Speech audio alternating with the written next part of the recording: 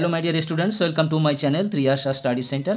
Friends, তোমরা যারা দ্বাদশ শ্রেণীতে উঠছো 2025 সালে উচ্চ মাধ্যমিক পরীক্ষা দেবে, আমি আজকের তোমাদের জন্য নিয়ে এসেছি তোমাদের যাদের শিক্ষা বিজ্ঞান অর্থাৎ এডুকেশন সাবজেক্টটি আছে তার সম্পূর্ণ সিলেবাস এবং নাম্বার বিভাজন। তোমরা জানোই যে গত বছর যে সিলেবাস ছিল সেই একই সিলেবাস আছে, যদিও আমার চ্যানেলে সেটা দেওয়া আছে, কিন্তু নতুন 2025 সালে 24-25 সেশন এবং উচ্চ মাধ্যমিক 2025 এটি আমি নতুন করে ফের লিখে তোমাদের করে পাঠাচ্ছি এবং সুন্দর করে তোমরা এটি বুঝে নাও, তাহলে তোমাদের পড়াশোনা খুবই দ্রুত হারে এগোবে এবং তোমরা বুঝতে পারবে যে কোন অধ্যায় থেকে কত এমসিকিউ, কোন অধ্যায় থেকে কোন অধ্যায় থেকে এসএকিউ, কোন অধ্যায় থেকে বড় প্রশ্ন অর্থাৎ ডিএকিউ কেমনভাবে আসবে।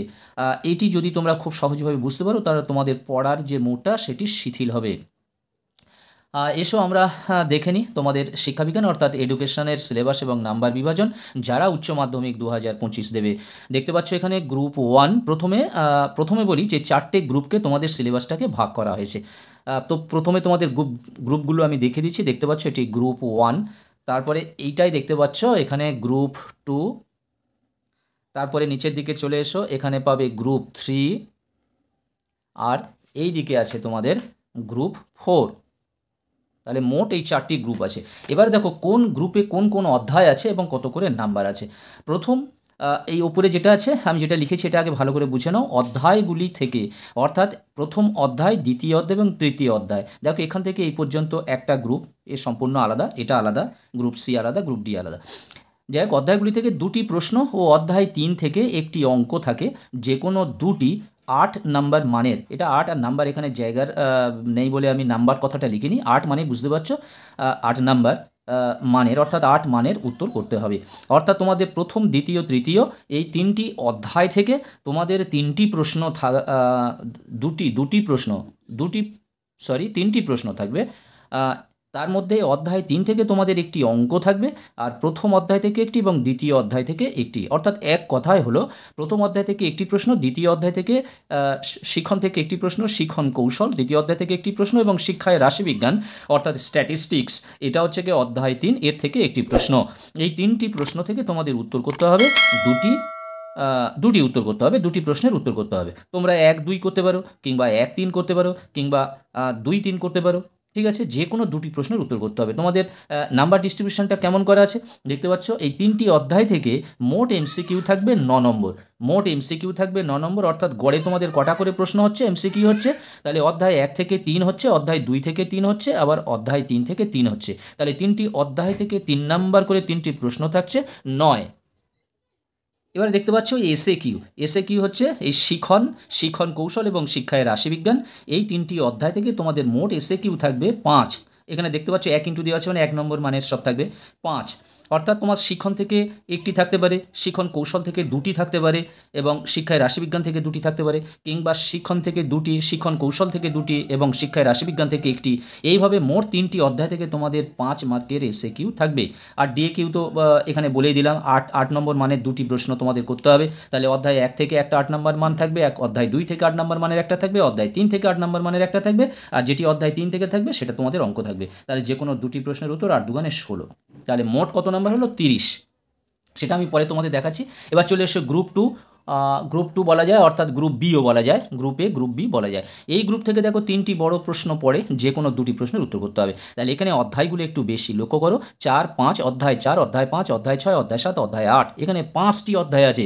এই 5টি অধ্যায় থেকে 3টি প্রশ্ন পড়বে, ঠিক আছে। 5টি অধ্যায় থেকে তোমাদের 3টি প্রশ্ন পড়বে। অধ্যায় 4 হলো ভারতীয় সংবিধানের শিক্ষা সংক্রান্ত বিধিসমূহ, বিশ্ববিদ্যালয় শিক্ষা কমিশন 1948-1949, মাধ্যমিক শিক্ষা কমিশন 1952-53, কোঠারি কমিশন 1964-66 ও ভারতের শিক্ষা ব্যবস্থা, এবং অধ্যায় 8 হলো জাতীয় শিক্ষানীতি।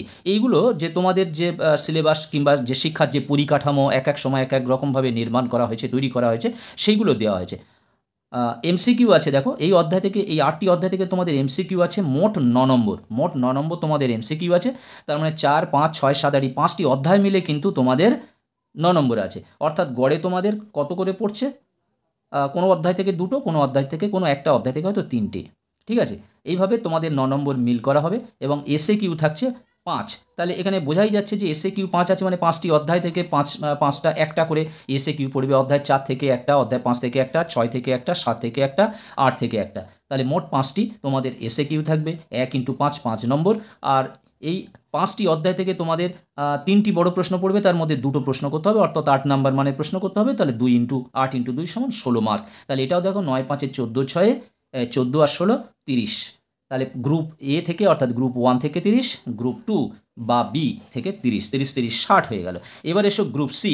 এই গ্রুপ থেকে 4-এর মানের 2টি প্রশ্ন পড়ে, একটি প্রশ্নের উত্তর দিতে হয়। 4-এর মান, এটা কিন্তু 8-এর মান নয়, দেখতে পাচ্ছ 4-এর মানের 2টি প্রশ্ন পড়বে এই অধ্যায় থেকে, এই গ্রুপ থেকে। অধ্যায় হলো কি, এই গ্রুপের মধ্যে অধ্যায় হলো অধ্যায় 9, অধ্যায় 10। তাহলে অধ্যায় 9 আর অধ্যায় 10 নিয়ে হলো গ্রুপ 3। এই অধ্যায়গুলোর নাম হলো ভিন্ন ধরনের সক্ষমতার শিশুদের শিক্ষা। আর অধ্যায় 10, যারা ব্লাইন্ড আছে, ঠিক আছে, ব্লাইন্ড আছে, বধির আছে, তাদের যে শিক্ষা সেটা কিভাবে দেওয়া হয়, সেই সব ব্যাপারগুলো, তাদের ত্রুটি সুবিধা ইত্যাদি প্রভৃতি, এবং প্রাথমিক শিক্ষার সর্বজনীকরণ। তাহলে এখান থেকে দেখো এমসিকিউ থাকছে 3, এসএ কিউ থাকছে 3 এবং ডিএ কিউ 1 × 4 = 4। কিন্তু এখানে তোমাদের 2টো প্রশ্ন পড়বে, 4 নম্বর মানে 2টি প্রশ্ন পড়বে, একটা ব্যাখ্যামূলক প্রশ্ন, 2টি প্রশ্ন পড়বে, তার মধ্যে একটি প্রশ্নের উত্তর করতে হবে। তাহলে 3 3 6 আর 4 10। তাহলে গ্রুপ সি থেকে অর্থাৎ গ্রুপ 3 থেকে তোমাদের থাকছে 10 মার্কস। এবার চলে এসো গ্রুপ ডি, অর্থাৎ আমি নাম্বার দিয়ে দিলে তাহলে 4 হবে। গ্রুপ 4, এই গ্রুপ থেকেও 2টি প্রশ্ন পড়বে, 4 নম্বর মানের একটা প্রশ্নের উত্তর করতে হয়। এবার দেখো শিক্ষায় বিশ্বব্যাপী দৃষ্টিভঙ্গি, অধ্যায় 11 এবং অধ্যায় 12 হলো শিক্ষায় প্রযুক্তির ভূমিকা। শিক্ষায় বিশ্বব্যাপী দৃষ্টিভঙ্গি, আর এটা হলো শিক্ষায় প্রযুক্তির ভূমিকা। প্রযুক্তি কথাটা দেওয়া আছে মানে বুঝতে পারছো কম্পিউটারের উপর কিছু প্রশ্ন আছে।